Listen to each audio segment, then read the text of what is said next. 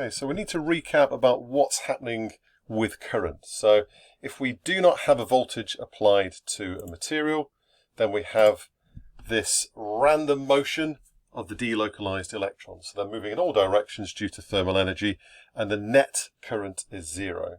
However, if I apply a voltage to this metal, then the electrons are repelled from the negative and attracted to the positive, and we have a movement of charge, which we call current.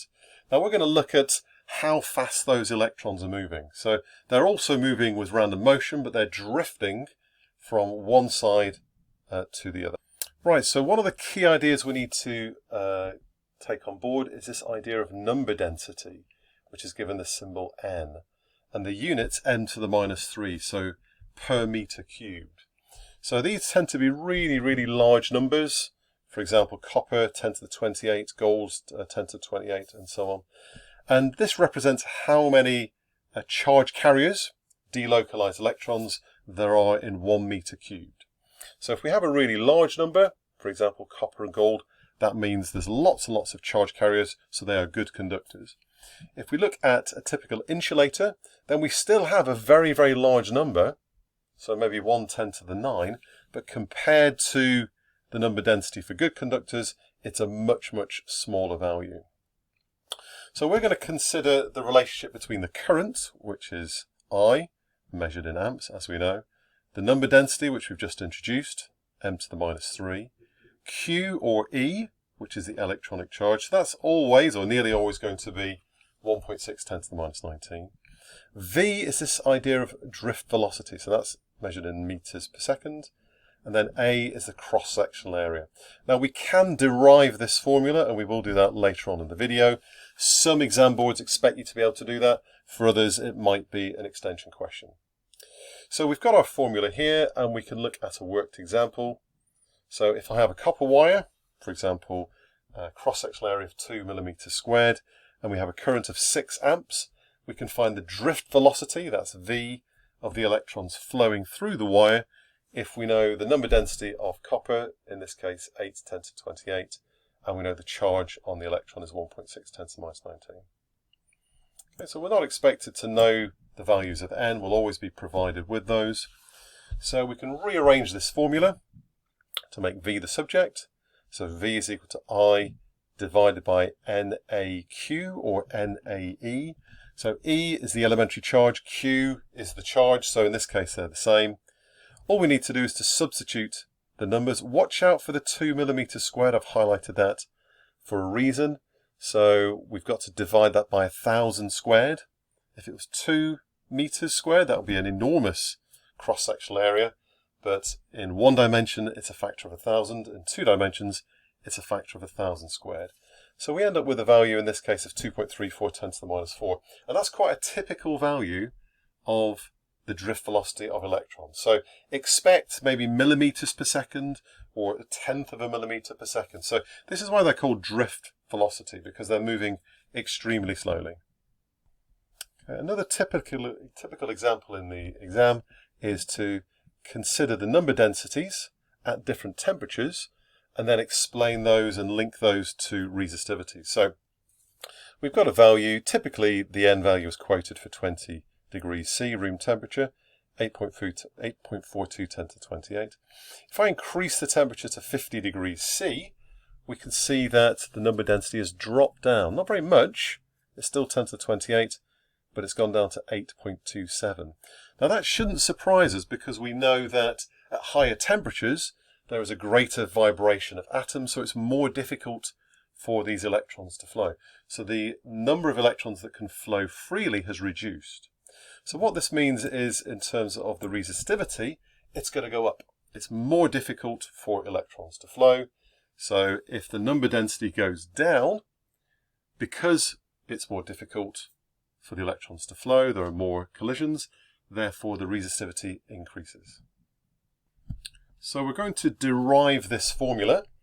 As I mentioned before, some exam boards expect you to do this, and then for other exam boards it might be an extension question, and possibly they'll throw it in there for an A star, but I think it's always useful to know where these formula come from.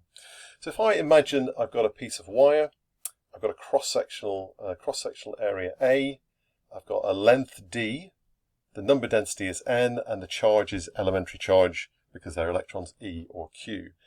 I can work out a formula or an expression for the total charge in this volume shown. And the way I do that is, first of all, I work out the volume. That's A times D, that's straightforward. If the number density is the number of charge carriers per unit volume, then I just need to multiply the volume by N to get the total number of charge carriers in this particular volume. And then I just need to multiply by E or Q to get the total charge. Okay, so all we do is multiply these four terms together. If I want to write an expression for the current, well, I know I equals Q over T. So I've got an expression for the total Q, so I can just divide all of that by T. Then if I look at this, so A, N and Q, well, those are all fixed quantities. D over T, distance over time, we know is the velocity. So instead of writing D over T, I can write V, and then I have my expression. So I is equal to A, Q, N, V, or if you prefer, N, A, V, E. Q and E are the same thing. Okay, now it's your turn, so pause the video, have a read of these three questions, try and answer them on paper, and when you've answered them, press play and you can check your answers. Question 1 is our standard drift velocity question. So we've got our formula, we can rearrange to make V, and then we just substitute. We don't need to convert any units in this case, so that should be straightforward. You do need good exam technique. You do need to use the times 10 to the x button on your calculator, otherwise you'll get into trouble mathematically. And we've got this low value, 10 to the minus 5. That sounds about right. That's what we would expect. Right, question 2. So you might get presented with a table like this where you have to compare different values and make some kind of comment. So it says, explain what happens to the resistivity of copper as the temperature is increased. Well, we've mentioned this already. As we go from 20 to 50, the N value drops down, which means that the resistivity increases because it's more difficult for electrons to flow. So we mentioned that one already. To compare copper and silicon, well, silicon, this is a semiconductor material. We're going to talk about that later in the video. We can see as the temperature increases, we've gone from 10 to the 15 to up to 10 to the 17. So this is an opposite effect. This is one of the properties of semiconductors. So at a higher temperature, silicon has got a greater number of charge carriers, which means it has a lower resistivity than silicon. So more electrons are able to flow. So you might be thinking, well, how is that possible? We're going to look at that later on in this video. Okay, the final question, it's another calculation, fairly similar to question 1, but it's a slight variation. So in this case, we're trying to find number density. So we rearrange the formula to make N the subject. We can put all the numbers in, watch out for milli, 3.6 10 to the minus 3. And we get 3.4 10 to the 19. So that sounds about right. We've got this enormous range of possible values for the number density. So we said that insulators might be 10 to the 10 or 10 to the 11, and good conductors may be up to 10 to the 28, 10 to the 29. So somewhere between 10 to the 11 and 10 to the 30 we would expect to get our value here. And if we make the comparison, so we know that copper is 8.4 10 to the 28, so divide by our calculated value here, and we get 10 to the 9, and we've shown that. So another thing to be aware of in the exam, if it says show that, then you must make it very clear, either algebraically or by writing an explanation, why this is true. So that's another thing to consider in the exam. Okay, just a brief introduction to semiconductors. So the key idea of semiconductors is they sometimes conduct well and sometimes not so well, depending on the environment. So they respond to the environment around them. So they're made of silicon or germanium typically. They've got a range of uses. So one of the most important uses, probably from a computer point of view, is transistors. These tend not to be on the specification unless you're doing a particular module on electronics. So the two that we tend to consider are thermistors and LDRs, which you might have come across at GCSE. So these are the symbols. This is a thermistor and this is an LDR. We will look at these in more detail later on in this topic. Now, how they work, we can simplify this to a kind of basic mechanism. So if we think about a thermistor, so let's say it's got quite a high resistance at a low temperature. So this is my simplified model of an atom with electrons. We've got a few delocalized electrons, but not many. Most of these electrons are trapped within what we call the valence band rather than the conduction band.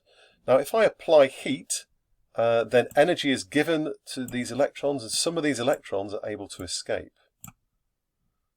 So the hotter it gets, the more electrons are able to move from these trapped positions in the valence band to become effectively delocalized electrons. So what we're saying is, as the temperature increases, we've effectively created or freed up, we've released more electrons. So for the same voltage, we have a greater current, which means the resistance goes down. So R equals V over I.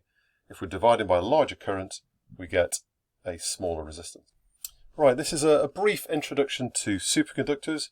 So we've talked already about some of the applications, so these are extremely useful.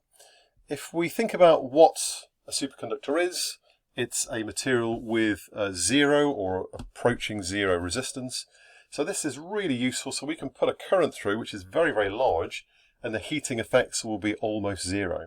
So this has got lots and lots of applications in a range of different industries. So we could refer to a transition temperature, TC. So if we cool a material to its transition temperature, its resistance will drop to zero.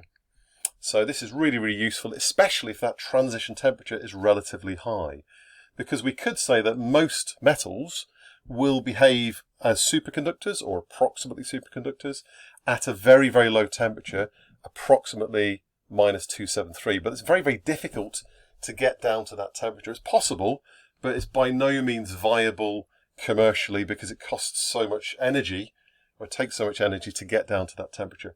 So what we really want is high temperature superconductors, and there's lots and lots of research being done at the moment to find new materials or adapt existing materials to make them superconducting at relatively high temperatures. It's time to review what we've done in this lesson. So have a read through these 3 questions. You can just think about the answers, or maybe if you're feeling keen, you can write down some answers. Once you've done that, then just press play and have a look at the solutions. There is also a Kahoot for this video, and the link should be underneath the video. So we said that number density n is a measure of the number of free electrons per meter cubed in a material, and the link to resistivity is the bigger the value of n, the more free electrons there are, therefore the lower the resistivity. Semiconductor, they sometimes conduct and sometimes don't, depending on the environment. And we talked about an LDR. As you increase the heat, then you release more electrons, so the number density goes up and the resistivity goes down. And I think I missed one there. No, that's right, yeah, semiconductor. There we go. Okay, well done. You've completed the lesson.